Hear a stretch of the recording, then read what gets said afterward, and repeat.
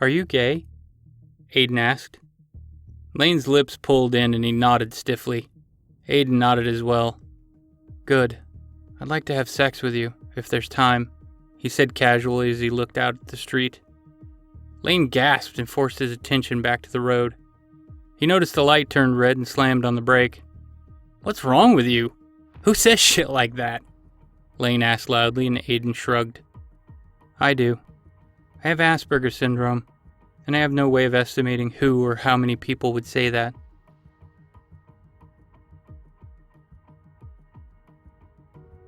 It scares me, if I'm honest. Kissing is intimate.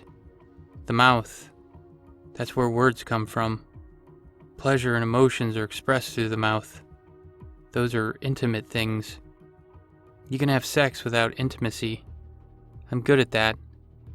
I've never done intimacy. It's too vulnerable and too easy for me to mess up.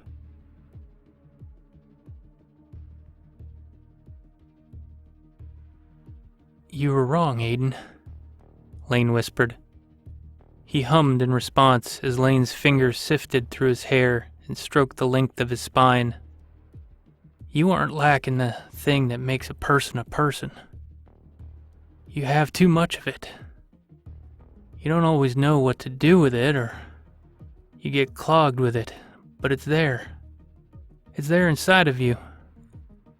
I see it all shifting through you, in your eyes, and it's all real. It's all there. There's just too much for you to deal with sometimes.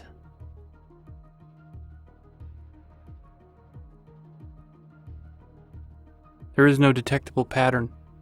Nothing is consistent. There's nothing to link one crime scene to another. The data presents a wide variety of accelerants, methods of ignition, several different types of structures. It's also perfectly random. It's brilliant.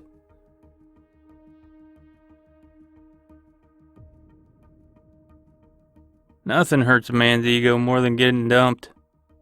From what I've heard, Langley thinks he's practically God, he explained, and Aiden nodded in agreement. Lane reflected on his own ego. He was sure it would be considered healthy, but he would take it very badly if Aiden left him. I'd burn down a building over you.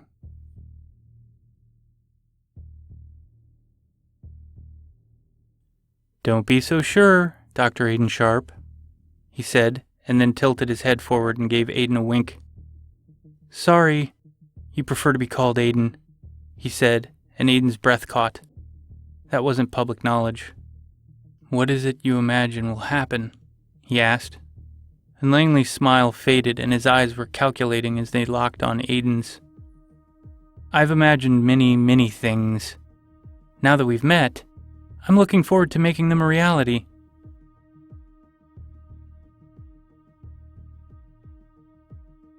There is no romantic link between myself and Mr. Langley.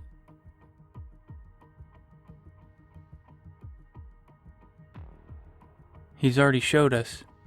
He can burn anything down. A house of glass and brick won't be a problem. He'll burn us alive, and all of your guns, tasers, and pepper spray won't be able to save us.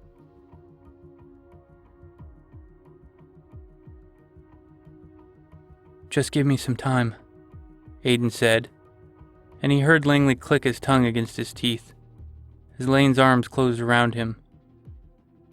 You know, he's going to have to go, he said, and Aiden's heart stopped. What do you mean? He asked shakily, and there was another soft laugh. We're never going to be happy as long as Chief Lane West is alive.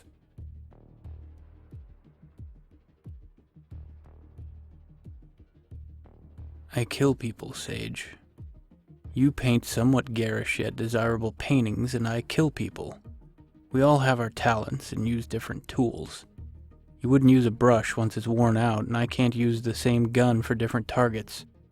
It would be sloppy, he explained, and Sage's face twisted. It's not the same! What is your name? He asked loudly, and Lavender cleared his throat softly as his eyes strayed to the dresser mirror, and he glared at the long crease down the side of his trousers. You can call me Mr. Lavender, or Lavender. I'm leaving in 10 minutes. You can come with me or wait for someone to kill you. It's up to you.